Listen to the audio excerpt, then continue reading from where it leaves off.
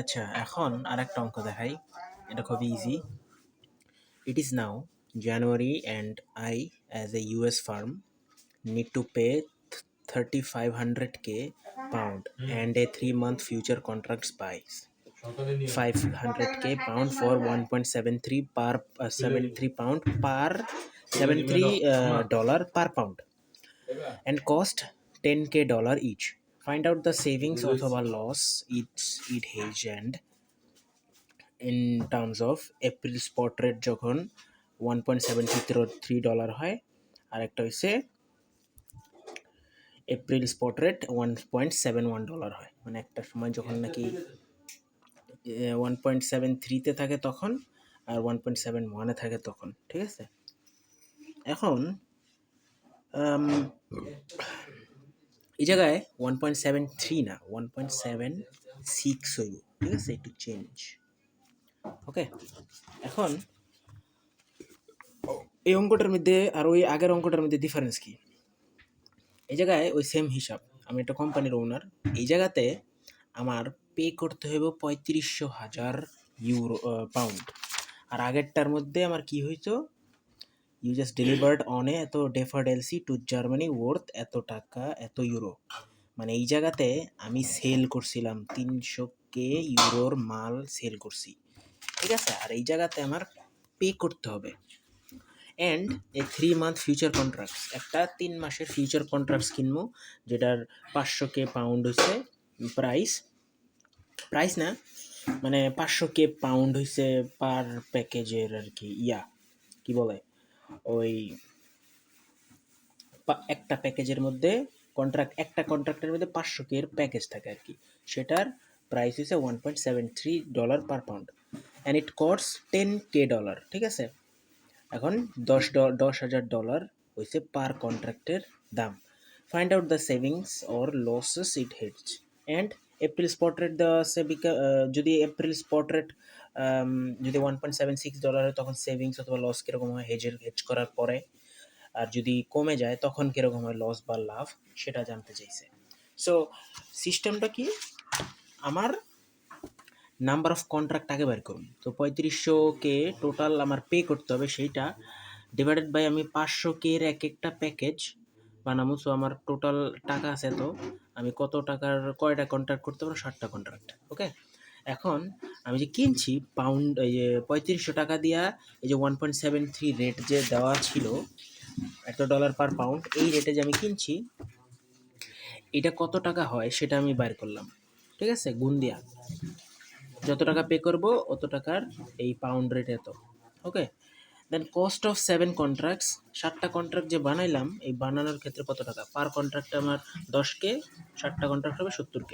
এখন এই জায়গাতে আমি কি করতেছি, এইটা আর এই যে এইটা আর এইটা যোগ করে আমি এটা পেতেছি। সো কস্ট অফ হেজ করতেছি আমি।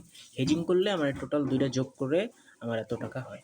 সো আমার কাছ থেকে এই টাকাটা চলে যাবে। অ্যান্ড এই জায়গায় আমি একটা টুইস্ট দেখাই। এই জায়গাতে আমি কি করতেছি দেখো, আমি এই জায়গায় যোগ করছি। কিন্তু আগের বার আর কি করছিলাম, আগের বার আমি করছিলাম কি, সেলিং গেইনস আমার যে 300k, এটা প্রাইস রেটের সাথে গুণ দিছি, ওইটা থেকে কস্ট অফ কন্ট্রাক্ট মাইনাস করছি। এই জায়গাতে আমি এরকম করছি কেন, রিজন হইছে এই জায়গাতে আমি যখন সেল করছি কোনো একটা জিনিস, তখন টাকা আমার কাছে আসছে টাকা। ঠিক আছে, আর আমি কন্ট্রাক্ট যে কিনছি, ওই কন্ট্রাক্টের কস্ট তো 60,000। সো ওইটা তো আমার কাছ থেকে চলে যাবে, তাই না? সো আমার একটা মাইনাসের ব্যাপার আছে। সো মাইনাস করে আমি, আমার কাছে থাকে এতটুকু, যেহেতু আমার কিনছি, সেল করছিলাম, ওই সেলিং থেকে প্রাইস আসছে এটা, অ্যান্ড কন্ট্রাক্টের কস্ট হয়েছে এত, এটা চলে যাবে, থাকে এটা আমার হাতে। কিন্তু এই জায়গাতে আমি তো পুরো টাকাটাই আমি পে করতেছি, এইটাও পে করতেছি, প্লাস হেজিংও পে করতেছি। হেজিংয়ের কন্ট্রাক্টসের জন্য যে প্রাইস, সেটাও আমি পে করতেছি। সো দুটোটাই আমার কাছ থেকে চলে যেতেছে। সো টোটাল আমার থেকে যাচ্ছে কত, হেজিং বাবদ এত টাকা, এত ডলার পাউন্ড আর কি। ঠিক আছে, হেজিংয়ের মানে হয়েছে, হেজিংটা আমারে কোনো ধরনের লস থেকে বাঁচায়। ঠিক আছে, প্রফিট বাড়ায় কমায় না, কোনো একটা লস হইলে সেটা বাড়ায় দেয়, কমায়, আমাকে হেল্প করে ওখান থেকে বাঁচতে। এখন আমার কস্ট অফ হেজ পাইছি, ঠিক আছে। এখন আমি এপ্রিল স্পট রেট যদি আমার 1.76 হয় তাহলে আমি কি হবে, so pound purchase cost 3500 into 1.76 হয় যদি আমি হেজ না করি, এত হইতো। আর আমি হেজ করার পরে যেই কস্ট হয় সেটা আমি এখানে দিলাম, মাইনাস করলাম, কত আসলো +35K, এবং যেহেতু প্লাস আসছে সেই জায়গায় প্রফিট হবে। তো মাথায় রাখবা যে ওই জায়গায় আমরা যে কম্পেয়ার করছিলাম না আগের বেলা, যে আমরা যে আমার কাছে কতটুকু থাকতেছে, বেশি থাকতেছে না কম থাকতেছে হেজ করার ফলে, এটা হিসাবে গেইন অথবা লস। কিন্তু এই জায়গাতে আমরা প্লাস মাইনাস হিসাব করব। তো কিভাবে বুঝবা কোন জায়গায় প্লাস আর কোন জায়গায় কম্পেয়ার করবো? যেই জায়গায় দেখবা আমি আমার কাছ থেকে এই পার্টের অংশটা পুরোপুরি চলে যেতেছে, মানে আমি কাউকে পে করতেছি এবং কন্ট্রাক্টের ইয়াগুলো আমি সেল করতেছি, মানে টাকাটা আমার কাছ থেকে চলে যেতেছে, তখন প্লাস মাইনাস হিসাব। আর যখন দেখবা আমার কাছ থেকে কোনো একটা জিনিস ইনকাম আসতেছে, তারপরে আমার কন্ট্রাক্টের সেল আমার ওখান থেকে মাইনাস হয়ে বাকি একটা অ্যামাউন্ট আমার কাছে থাকতেছে, তখন কম্পেয়ার করবা। এইটা হচ্ছে ট্রিক। গেল, এই আমার প্রফিট হয়, and then April spot rate যদি আমার এত হয় তাহলে পাউন্ড পারচেস কস্ট ওই যে 3500 এটা দিয়ে গুণ এত আসে, অ্যান্ড আমি যদি হেজ করতাম তাহলে এত পাউন্ড। সো মাইনাস করলে আমার নেগেটিভ আসে, দ্যাট মিনস আমার লস হইতো। মানে আমি এই জায়গায় যদি আমি হেজ করি তাহলে আমার লস হইতো, তাই আমি হেজ করবো না এখানে। আর এখানে যদি হেজ করি তাহলে লাভ হবে, দ্যাট মানে এখানে আমি হেজ করবো, দ্যাটস ইট। অঙ্ক এখানে শেষ, ঠিক আছে।